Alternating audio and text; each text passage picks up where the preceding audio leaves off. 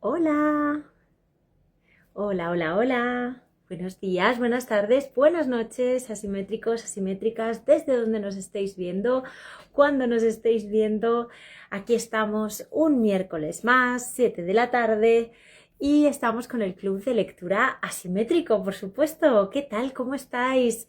Contadme, dadme envidia, decidme que ya estáis de vacaciones, que ya estáis viéndonos desde la playa, desde la piscina, en fin, todo este tipo de sitios, bueno, o desde una ciudad maravillosamente nueva que estáis visitando y me dais aún más envidia.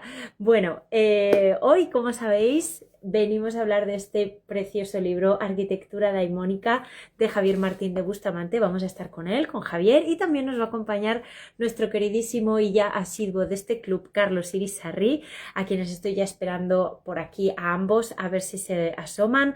Veo que os estáis asomando y estáis entrando muchísimos y muchísimas de vosotros. Veo a Marisefa, un besito enorme. Veo a InDesign with Trust, veo a Max, veo a Carlos y veo también a Javier, que ya están preparados. Veo a Max, a a ver, que se me va, a Guiomar, a Arquilatria, a Pepe de Coca, un besito Pepe, a JM Flores, a Ray, bueno, un montón de gente que vais entrando y os vais uniendo a este directo. Mil gracias, como siempre. Y también aprovecho en estos minutitos para dar las gracias a nuestros invitados de la semana pasada. Si os acordáis, estuvieron con nosotros Santiago Cifuentes y Pablo Lalquiaga para hablar de este maravilloso libro Escaparates de Madrid. Como sabéis, dejamos todas las sesiones colgadas, ya la tenéis disponible en nuestro perfil, y también si nos ves desde YouTube, tienes también ahí todas las sesiones del club, desde el inicio hasta la semana pasada, de hecho, actualizadísimas. Así que muchísimas gracias a todos los que nos seguís desde YouTube. Por si le queréis dar a like, a suscribir, a la campanita, nos viene fenomenal todo ese cariño y todo ese amor que nos dais en todas las plataformas. Así que ahí os lo dejamos. Como ya veo a Carlos y a Javier preparadísimos, si os parece, os recuerdo que podéis trasladarnos vuestros comentarios en esta casillita de comentarios, en el simbolito de preguntas del signo de interrogación, o en los comentarios escritos de YouTube, que ahí también los vamos a compartir con los invitados de esta tarde. Pues yo creo que Carlos, Javier, si estáis preparados, arrancamos con la sesión, os mando la invitación, nos escuchemos, etcétera, etcétera, etcétera. Hola Javier, buenas tardes. Buenas tardes. ¿Cómo estás? Hola Carlos, buenas tardes, ¿cómo estás? Sí, estoy. A ver. Vale. ¿Estás? Se me ve bien, ¿no? Sí, se te ve bien. Estás a contraluz, pero se te ve bien. Sí, bueno, es que no puedo elegir, no tengo trípode aquí, ¿sabes? Me has pillado ahí. Y más alto que yo.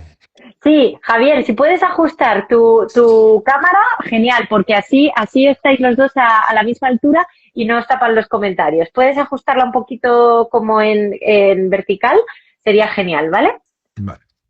Fenomenal. Bueno, pues mientras Javier ajusta y vemos, por cierto, Carlos, estás ahí fresquito porque se ve el ventilador, me encanta. Yo también tengo el aire, que lo sepáis, aquí. Puesto conmigo. Oye, venimos a hablar de este maravilloso libro, Javier, Arquitectura Daimónica. Muchísimas gracias a ambos. Carlos es asiduo de este club, ya lo decía antes, pero Javier, es tu primera vez en el club, así que bienvenido. Muchas gracias. Y si os parece, lo que voy a hacer es presentaros a ambos en un minutito y arrancamos con la conversación. ¿Os parece? Perfecto. Genial, pues vamos allá.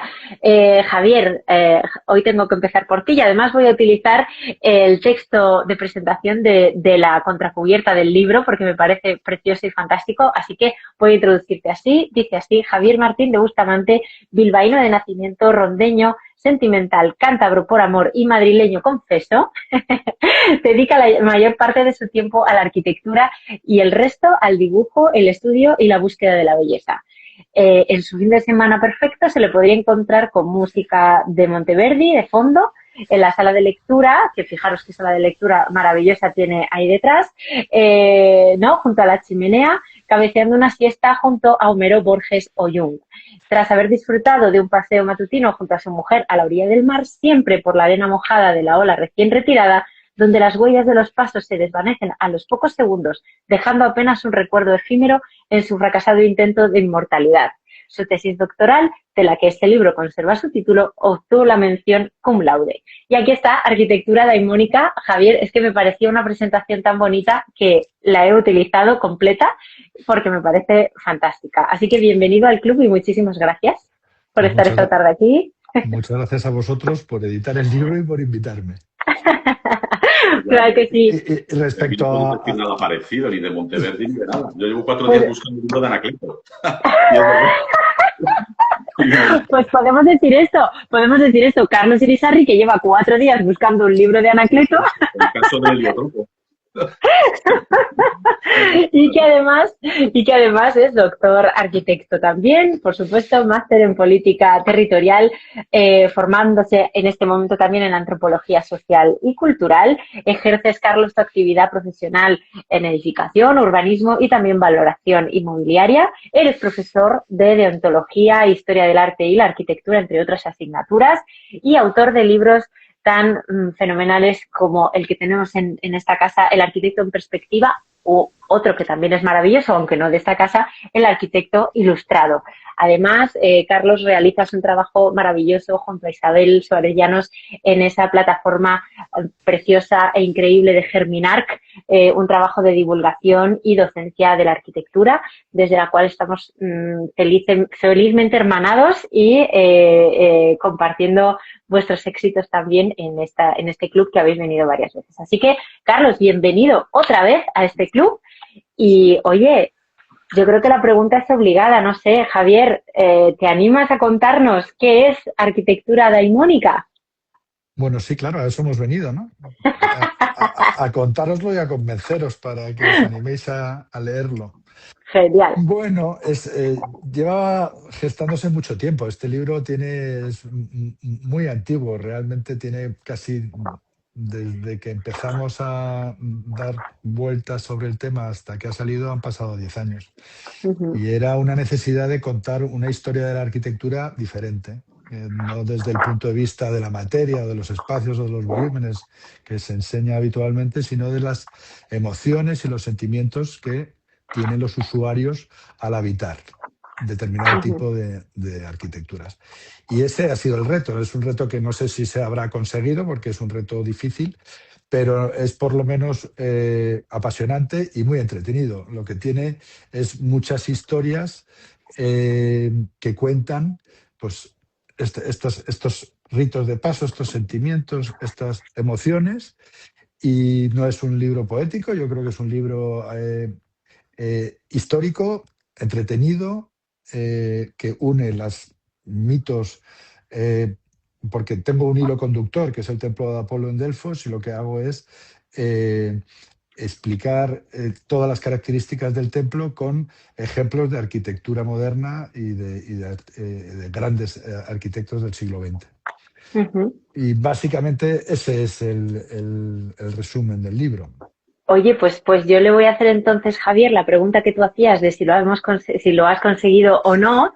Se lo voy a hacer a Carlos, que ha sido, yo te diría, creo que el primer lector del libro terminado. Carlos. Sí, puede ser, sí. Bueno, es que además, supongo que por eso estoy aquí.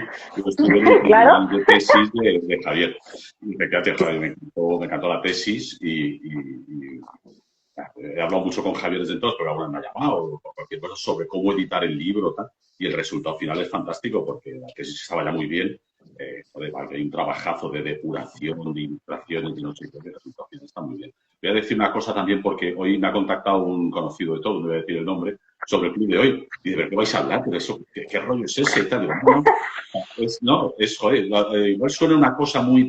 es bastante divertido. Es decir, es una parte de la arquitectura muy divertida, yo creo que para todo el mundo además, porque hay ejemplos desde de Poltergeist, de 2001, Odisea del Espacio, a la Odisea, ahora que es un tema polémico, la Odisea no hemos hablado de ella, pero bueno, es un libro bastante divertido. Y las ilustraciones han quedado fenomenal. O sea, es un libro de esos que podía ser también coffee table. O sea, podía ponerse a crear ilustraciones ahí mientras estás aburrido, porque están preciosas. O sea, lo primero que quiero decir es que es un tema muy que nadie piense que es un tema, lo es, un tema muy elevado y tal. Y de hecho ahora vamos a hablar a mí, si lo que me decís, de la parte práctica que la tiene, porque es una parte práctica que me parece muy interesante.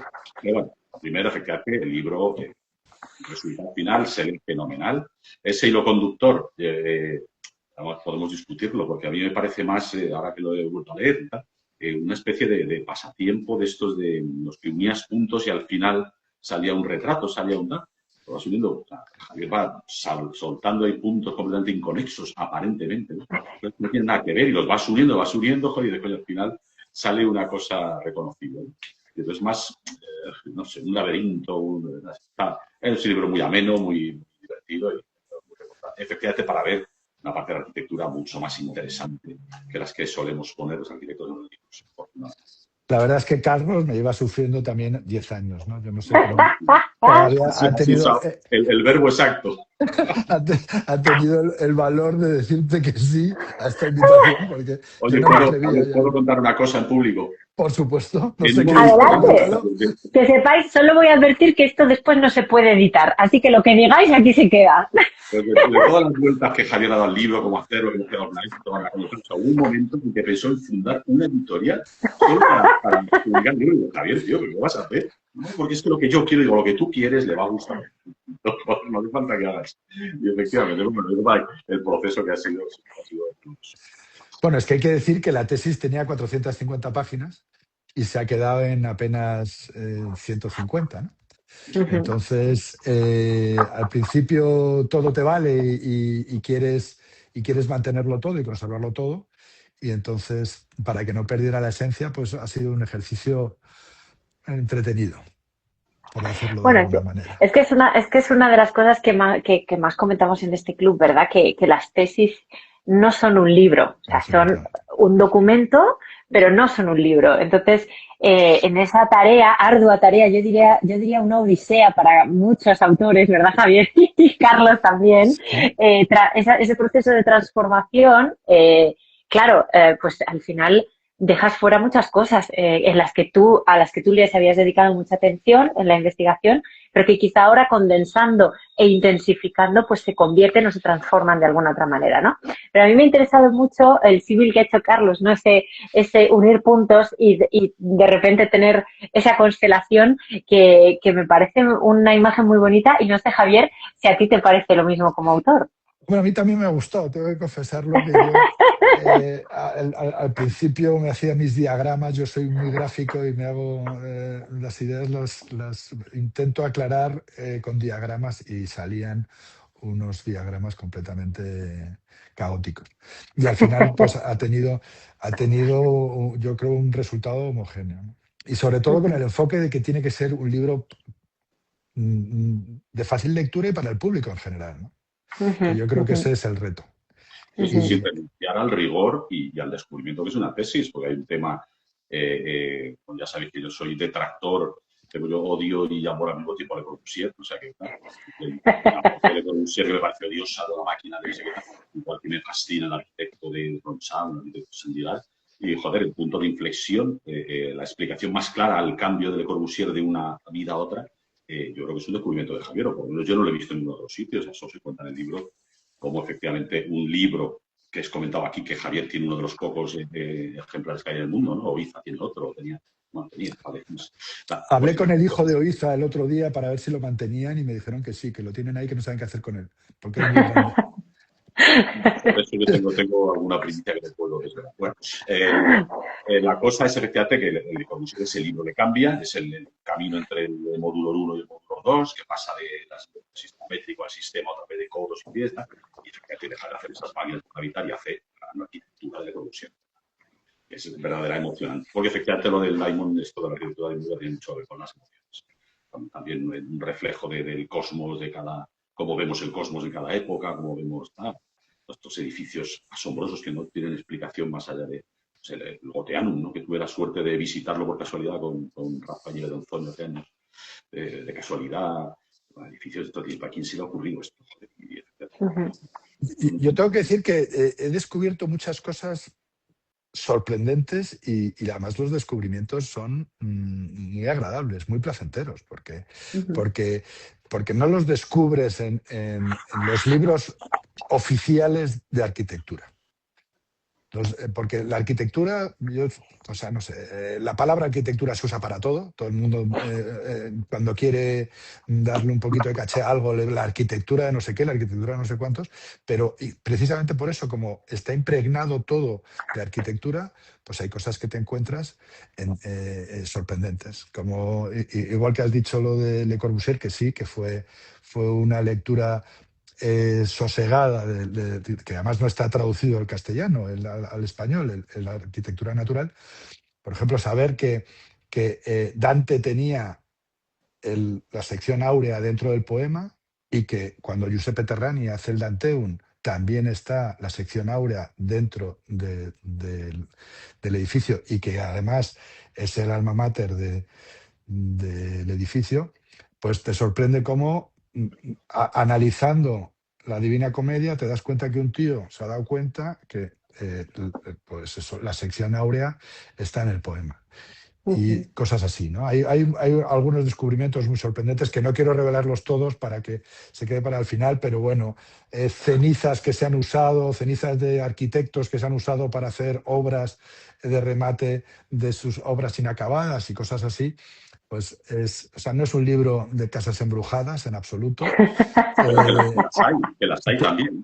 Que las hay, pero no se trata de eso. Es un libro un poquito más serio en ese sentido, pero que acaba sonriendo en muchos de los capítulos.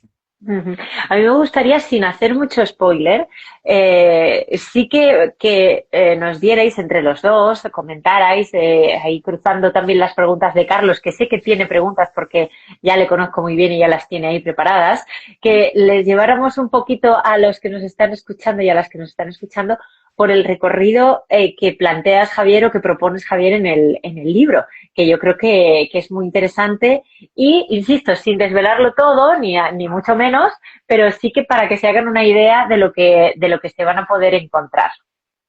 Bueno, me gustaría aclarar que le he pedido las preguntas a Carlos y no me las ha dado, por supuesto. O sea que supongo... Es un intento en vano, esto es en vano, Javier. Supongo que me cogerán algún renuncio, pero bueno, no sé, el libro pues tiene una distribución de capítulos. Bueno, yo trato primero de analizar o de descifrar lo que significa la palabra daimón. La palabra daimón es una palabra de uso común, pero no está en el diccionario de la Real Academia Española de la Lengua, por ejemplo. Entonces, para empezar, y ahí entendía que era necesario, ya que estaba en el título, definir qué iba a ser en el libro la palabra daimón.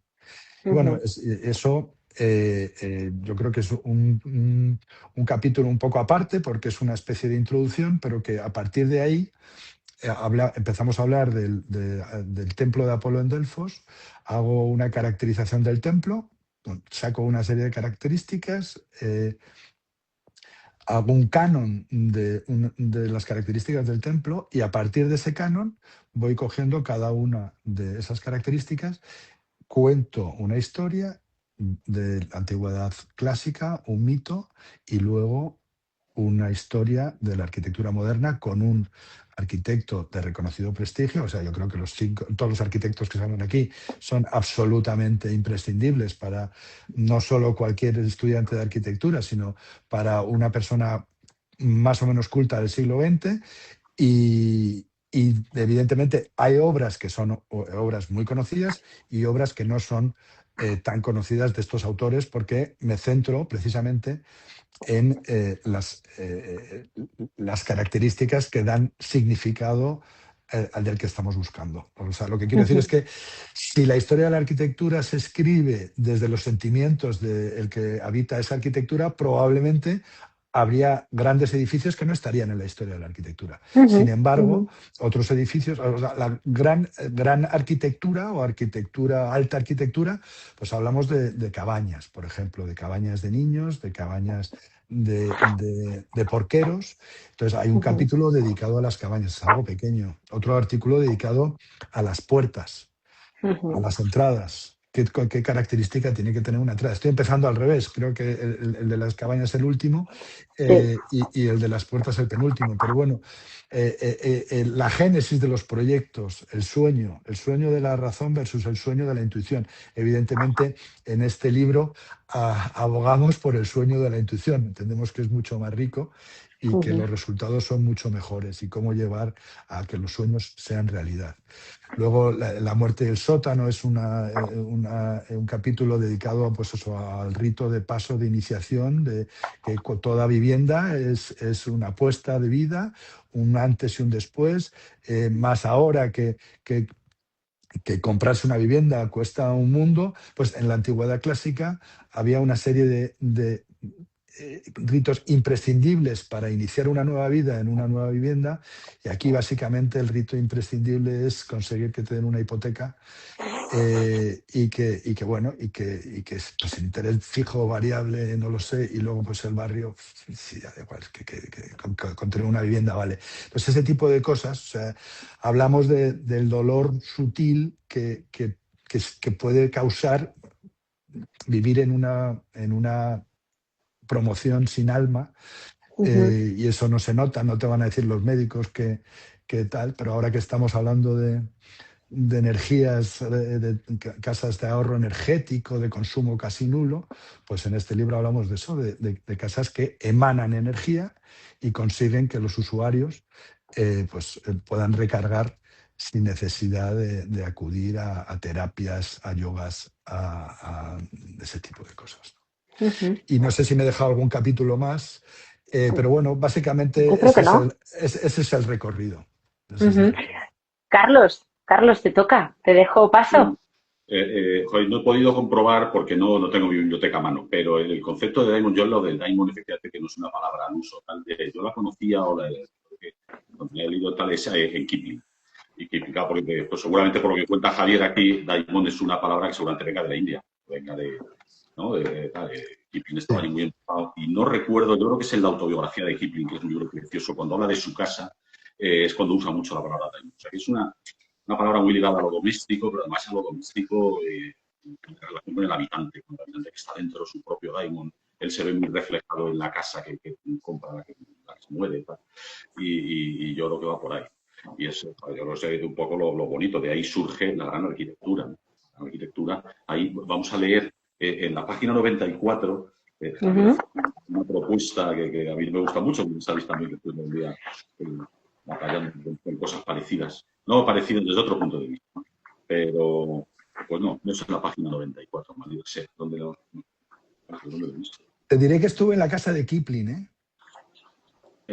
Sí, porque el Estado, el gobierno inglés tiene una política no de recuperación, pero de conservación y mantenimiento de casas. El National Heritage. Exacto, el National Heritage. Sí, la casa se llamaba Beckman.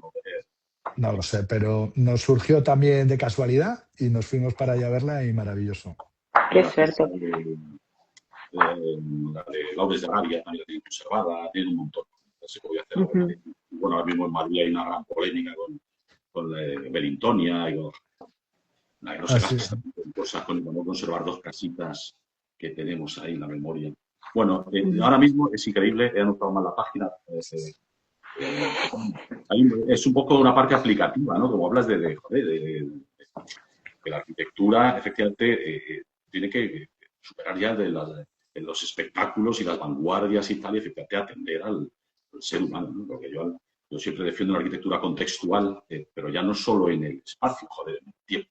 La arquitectura, fíjate, que atienda un contexto de todo lo que tienes detrás, las generaciones que han vivido ahí, la gente que ha usado ese suelo, atienda esas vibraciones, etcétera. Y eso lo cuenta muy bien el libro. Digo, para que no también, a pesar de que este programa de hoy parece un especial vacaciones, como cuando éramos pequeños, una programación especial y tal, especial vacaciones, coño, que también hay, además de toda esta entelequia tal, hay una parte que es aplicativa, que es atender a ese contexto cultural o ese contexto, voy a decir, vibracional, no sé, de los lugares, porque es capital, ¿no?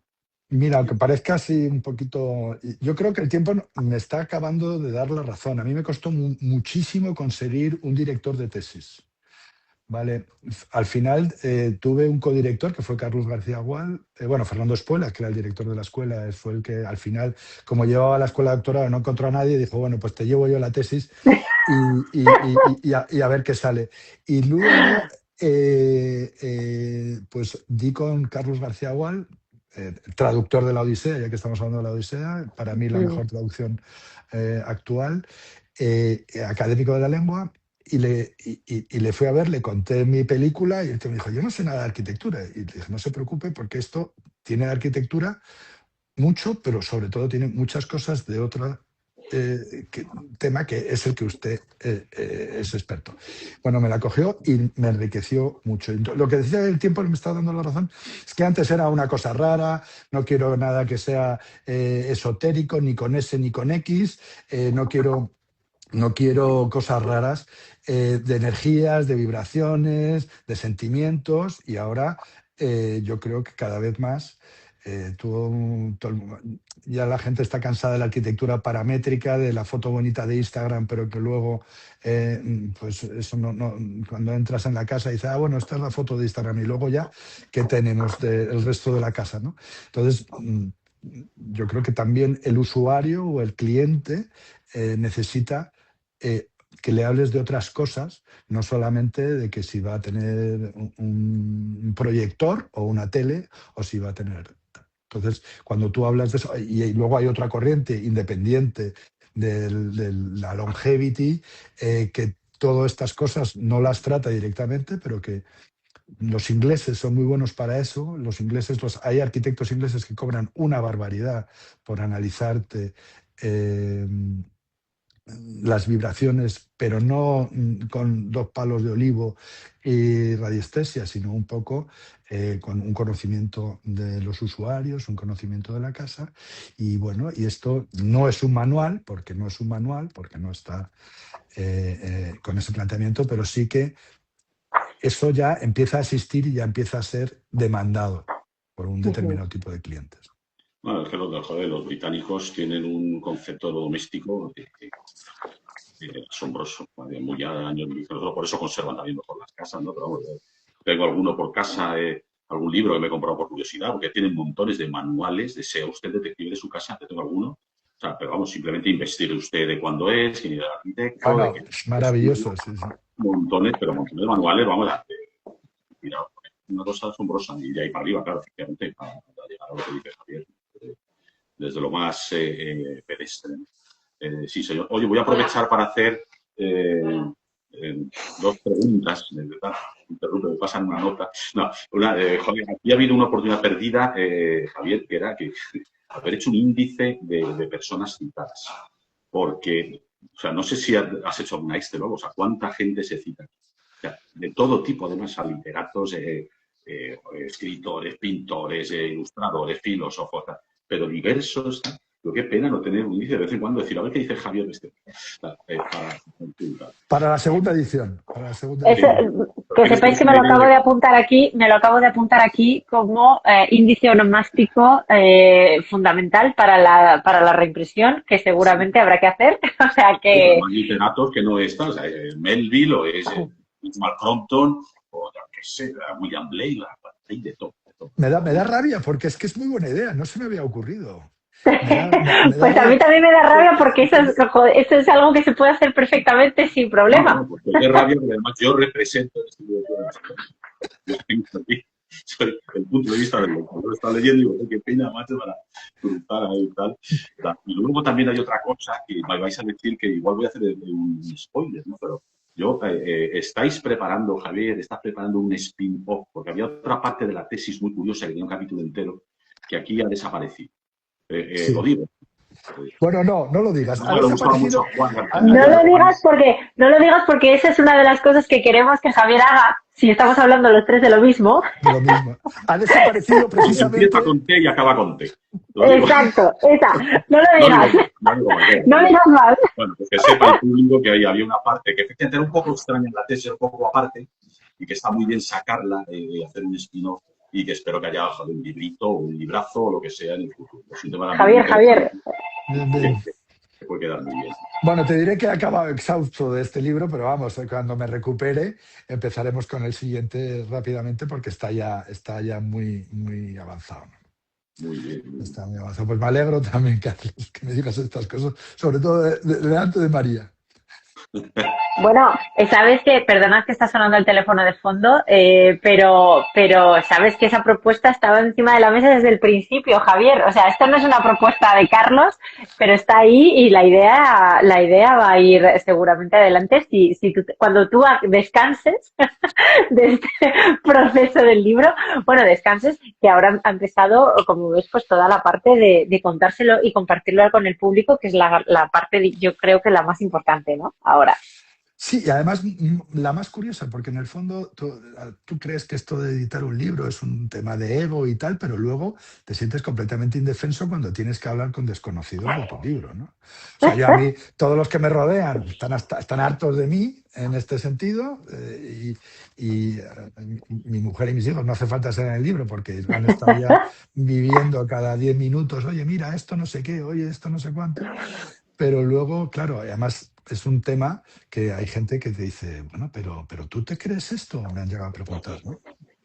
Dice, Bueno, pero si aquí... Javier es lo capital y es lo que le va a dar, lo que le ha dado calidad a tu libro. Es decir, yo lo digo, lo hemos comentado aquí muchas veces, que el tema de la autoedición, lo siento mucho, o sea, esa soberbia de que yo de no sé qué, y lo que quiero contar es esto y no sé qué, espérate, es una tontería.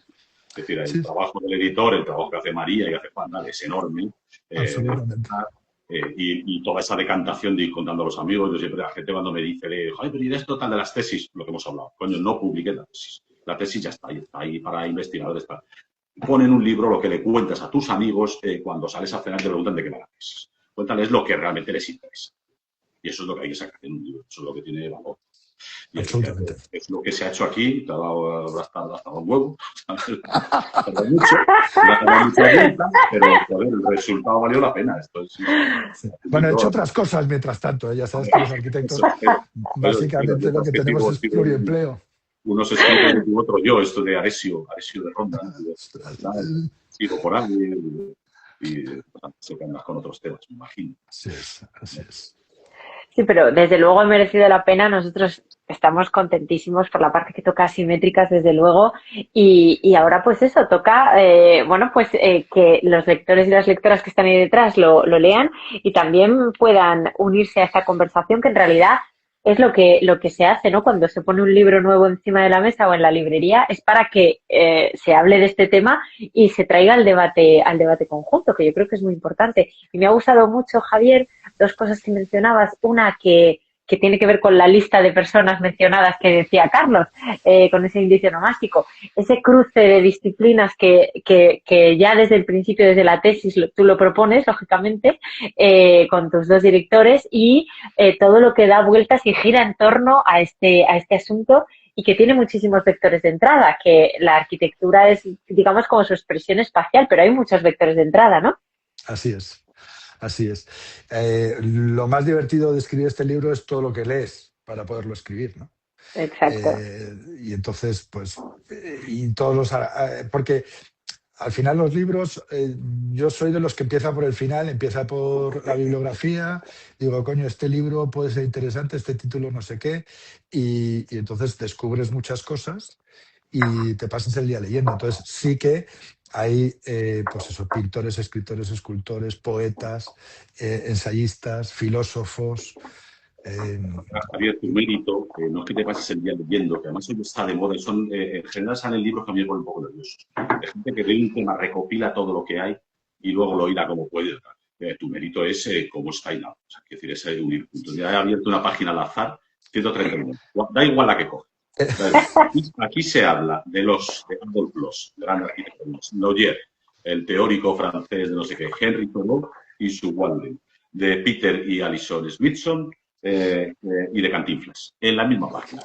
Pero vamos, cualquiera que coge la siguiente, Harry Potter, Juan Navarro Valdevez, Giovanni Bellini, tal. Es decir, pero está bien hilado, cuando no es esto que te digo yo, que no voy a dar nombres, incluso alguno de muchísima venta, ¿no?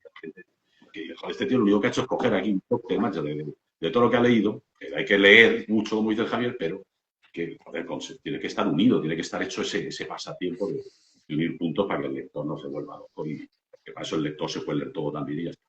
Y eso es lo que está muy bien, te digo, y no ríais porque seguimos, cualquier página, o sea, abres cualquier página y tienes 15 personajes totalmente dispares, perfectamente hilados. Bueno, eso es un disfrute. Y Recati, la gente que haya leído mucho disfrutará enormemente de decir, coño, nunca se nos había ocurrido estas conexiones, ¿no? Sí, yo tengo colecciones de cuentos, por ejemplo, que tratan solamente de arquitectura, pero que la casa es la protagonista. Pero no son cuentos de arquitectos, son cuentos o relatos de un montón de escritores. Bueno, de eso hubo un catálogo de Juan Calatrava, ¿no? Hace muchos años. Yo creo que lo citas aquí en el libro, ¿no? El de... Sí. Pero eso eran las cabañas para pensar. Eso era el de cabañas para pensar, sí. Pero bueno. Pues sí, no sé. Yo creo además que ya que estamos hablando de mi libro, yo creo que es un libro perfecto para el verano. Yo lo tengo clarísimo. Las vacaciones. Sí, no, además, es un libro súper amable, una duración correcta, no pesa demasiado para la playa. La portada del señor Ramírez, que es preciosa. ¿No? He visto aquí que sí, bueno, con una ilustración tomada del libro rojo, que yo creo que lo hemos tratado para que encaje en la colección, pero sí, desde luego era muy importante. Qué elemento tan importante ha sido la cubierta, ¿verdad, Javier? Y qué dolores de cabeza ha dado, porque claro, había que dar no deja de ser la primera imagen y lo que los lectores y las lectoras se van a encontrar por primera vez en una librería, ¿no? Absolutamente. La prueba en algodón es muy sencilla. En la librería lo cojan y lo ojeen. Y vamos, apuesto que el 99% se va a tirar por lo menos 10 minutos, lo que digo, con un coffee table y tal, mirando ilustración y el ojo de esto, qué maravilla, tal, el pie de foto. Solo con las ilustraciones. Tiene muchas fotos, son 150 páginas, pero tiene muchas fotos. O sea, que además también, son pero muy realmente entretenidas. bellas. Así que grabados, fotogramas de películas, hay aquí esquemas, hay las fotos de las espiritistas, la familia espiritista, que es una foto que me obsesiona. La familia Fox, ¿no? Esta de la página 74.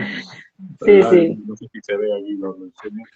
Las señoras decimonónicas que dan un miedo ahí que... Estas son las primeras que hicieron una ouija. Las primeras que hicieron una ouija. Un miedo que te... Bueno, y esa es una casa de un arquitecto que no es arquitecto realmente, porque es Wittgenstein. O sea, ese tío es filósofo. Y lo que pasa es que hizo arquitectura. Pero es curioso que casi toda la arquitectura que describes existe, y sin embargo, una que tiene muchísima importancia nunca ha existido, la del Danteum. Habría que hacer algún tipo de frente o de club o de algo para financiar entre todos que se construya, joder. Han hablado tanto de ese proyecto y joder, hay algún millonario que nos esté oyendo. Una plataforma pro Danteum, me encanta esto.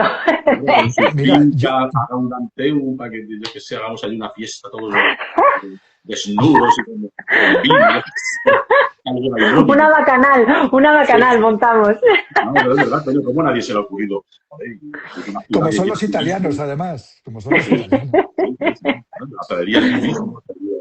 Pero es una pena porque es un proyecto, joder, que la cantidad de páginas que ha dado, un proyecto aparentemente tan sencillo, ¿verdad? Y que tiene tantísimas capas debajo, ¿no?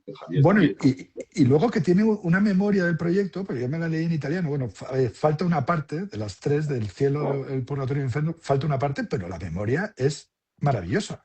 Y bueno, maravillosa porque yo siempre digo, cuando yo leo en un idioma que no sé, como el italiano, que no tengo ni idea de italiano, pero me atrevo a leerlo porque si lo lees despacito más o menos te encaja, como el francés, entonces te lo imaginas mucho mejor de lo que a lo mejor está escrito, ¿no? Pero la memoria es maravillosa. Entonces te cuenta los circuitos, cómo quieres que vaya, con un alma en pena que hace, te cuenta como Dante, no sé qué. Bueno, en fin. Pues, oye, yo os voy a hacer una pregunta, Carlos, Javier. De todas estas casas y proyectos que nos vas proponiendo, Javier, y mitos incluso, a mí me gustaría saber cuál es, no digo el favorito, pero quizá el que más os ha llamado la atención o el que más os haya resonado porque lo hayáis visitado o porque de repente invitéis a mucha gente a conocer el proyecto o que os parece importante. Uno cada uno. Carlos, empieza tú. No, sí, porque Javier le he hecho la pregunta de a quién quieres más, a mamá o a papá. Entonces, Entonces, vamos a darle tiempo para pensar. Carlos. No, claro que a Javier le va a costar, pero bueno, yo desde el principio tengo una compañía que vende por el Boteán, un edificio del que lo conozca, está hecho por un arquitecto, vamos, por Rudolf Steiner, el fundador de la teosofía, que tiene toda una historia tal, su secta, bueno, no sé llamarlo secta, esa especie de club, toda una montaña donde tenían casas, el primer océano se quema, tiene conexiones políticas, bueno, es toda una historia tal y que además, joder, yo que caí ahí, ya digo, estábamos cruzando, yendo hacia Basilea, en coche, con Rafael Nílez de Antonio, con Beatriz y con Isabel, tal, y es que lo vimos ahí, bueno, lo vio Rafa siempre está muy atento, cabrón, pero y dice, joder, pero si está el océano este que me ha dado mi madre, y nos fuimos para allá. Lo vimos además en un momento inusitado, estaba en rehabilitación. Esto está andamiado, si alguna vez alguien quiere fotos del océano como nunca se ha visto, que es todo andamiado, está muy chulo, que me llame, que se las presto. Y, joder, impresionante, o sea, ¿por qué? No sé decirlo. O sea, es un edificio, ¿quién se le ha ocurrido esto? Son unos grosores de hormigón, unas formas, tal. Y luego alrededor, pues eso, las casas, todo lo diseñó este hombre, yo creo, todas Sí, sí. los teosofistas, toda esa historia. Es un sitio que me fascina. Bueno, y además, la historia está muy bien porque el primer Goetheanum no tenía nada que ver, el que se quemó. Entonces, gracias a que se quemase, bueno, gracias a que lo quemaron los nazis, vamos, no es que se quemó, es que lo quemaron, sale esto. Y bueno, mucho antes de que existiera el concepto de brutalismo, mucho antes de que existiera, arquitectura orgánica, y es una arquitectura que no se puede definir muy bien, porque por dentro no sabes si es Art Deco, por fuera no sabes si es brutalista ruso, pero todo mezclado y luego al final que el edificio no es para nada. El edificio es, o sea, el uso que tiene el edificio es para conectar, que el ser humano que vaya allí pueda conectar con los dioses, independientemente de que seas budista o lo que quieras. Entonces, es como... Y así lo tenía concebido. Y gracias a que se quemó... No, que es gracias a que se quemó Javier que decías que existe ¿no? Claro. Que salió una arquitectura completamente original. Claro. Un edificio muy convencional, pero vamos, un edificio no te hubiera sorprendido. O sea, este hombre igual estaba todo el día allí metido diciendo, joder, me he equivocado, voy a hacer un edificio que sea una locura, a ver si me quemen este. Y te voy a hacer otra cosa. Ay, no digas eso, Carlos. No, es toda una historia. ¿A qué arquitecto no le ha pasado eso? Que piensa que es mejor que lo queme uno de estos, que no enseñe a sus amigos porque el cliente ha sido demasiado exigente con tonterías, ¿no? Y todo lo que lo rodea, interesantísimo. Y ahora le toca a Javier. Javier, si no te escapas, te toca. No me escapo, pero ya que hemos hablado mucho del Danteum y ya que hemos hablado mucho del Goetheanum, no lo sé, pero... que no sabría elegir, pero a mí el capítulo de las cabañas me gusta mucho. La cabaña no es arquitectura, pero sin embargo cuando la cogen Peter y Alison Smithson, pues dices, qué tonto. Pues igual sí era. Exacto, ¿no? ¿Cómo voy a poder empezar a hablar de arquitectura con una cabaña de aperos, ¿no? No, pues arquitectura o sí lo es. Joder, yo ahora voy a contar una cosa que cuento muchas veces. Ya sé que tengo un grupo internacional y tal, y tuve una alumna de Mongolia. Yo todos los años les pido que hagan un trabajo, una cosa tal, y me dijo, yo no tengo arquitectura. Digo, ¿cómo vas a tener arquitectura? Joder, pues en Mongolia, estamos quitando Ulan Bator, no sé qué, todos los demás vivimos en tiendas. Bueno, cada vez que hacemos un trabajo sobre tienda, digo, coño, ¿cómo no es arquitectura esto? Joder. Claro. Bueno, ahí están. Tenemos las tiendas, aparte de la de Amazon de Buckminster Fuller, tenemos toda la arquitectura de desmontar y montar, ¿no? De todos los nombres. Y eso por decir cosas modernas, ¿no? Eso también aparece en el libro. Claro que sí. Sí. Pues Javier, Carlos, entramos en los últimos minutos de la sesión. Yo no sé si queréis que digamos alguna cosa más, Javier, que nos hayamos dejado en el tintero, o también podemos dejar que esperen a septiembre, que va a haber una presentación aquí en Madrid, bueno, o en agosto si tienen suerte, porque va a haber una también, ¿verdad?, en mitad del verano de este libro. Así que no sé si queréis decir alguna cosa más. ¿No? ¿Tenéis fechas? ¿Está concretado o no? Está concretado. Anunciarlo y lo anotamos ya. Yo no sabía. A mediados de agosto sí estoy por Madrid. O sea que... No, en agosto no es en Madrid.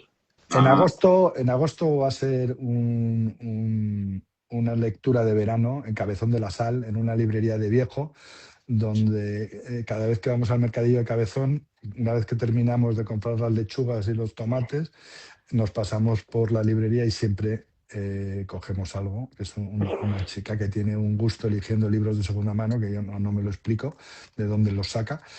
Y eso va a ser el 20 de agosto. Y en octubre va a ser el 13 de octubre en la librería del Reina Sofía. De la Central, efectivamente. He dicho septiembre, perdóname, Javier. Octubre, ¿vale? Octubre en la Central del Reina. 13 martes. Van a hablar de la arquitectura. El 3 de octubre, justo, ¿no? Se acaba el 12, el 13, por ahí. Reina Pues sí. Sofía, me lo apunto. Sí, señor. Pues apuntado queda. Javier, no sé si quieres decir alguna cosa más antes de cerrar.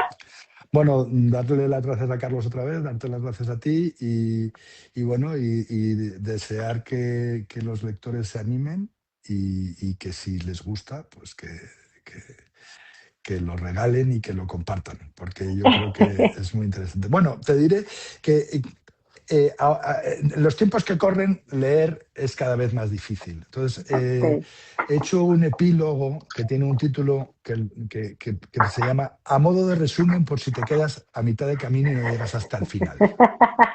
Vale, esto ya es para intentar que si con estas 2 páginas tú ya puedes hablar del libro casi como si te lo hubieras leído, ¿no? Se lo pones fácil, ¿no? A los lectores. Genial. Ese es el tuit, pero yo lo que recomiendo es que con esas 2 páginas realmente se animen a leer todo lo demás, ¿no? Pues esperemos que así sea, que el verano está aquí ya a la vuelta de la esquina. Muchos y muchas de los que nos están viendo están de vacaciones, así que por favor, el libro está disponible en nuestra tienda online, sí, pero como siempre digo y decimos aquí, hacemos el llamamiento, está disponible en librerías. Por favor, id a las librerías a comprar todos los libros. En especial este verano, que os va a encantar, pero ellas son nuestras compañeras de viaje en esta aventura editorial. Sin ellas, sin las librerías, ni autores, ni editores, ni nadie, ni editoriales podríamos hacer este trabajo que hacemos y que tanto nos gusta. Así que, por favor, ahí queda dicho. Y Javier, Carlos, no me queda nada más que daros las gracias a ambos por este ratito que hemos pasado aquí juntos y que en octubre nos vemos con más y mejor de este libro de arquitectura daimónica. ¿Os parece? Sí, señor. Perfecto, muy bien. Genial. Muchas pues gracias. Un abrazo muy fuerte y nos vemos muy prontito. Chao. Chao. Chao.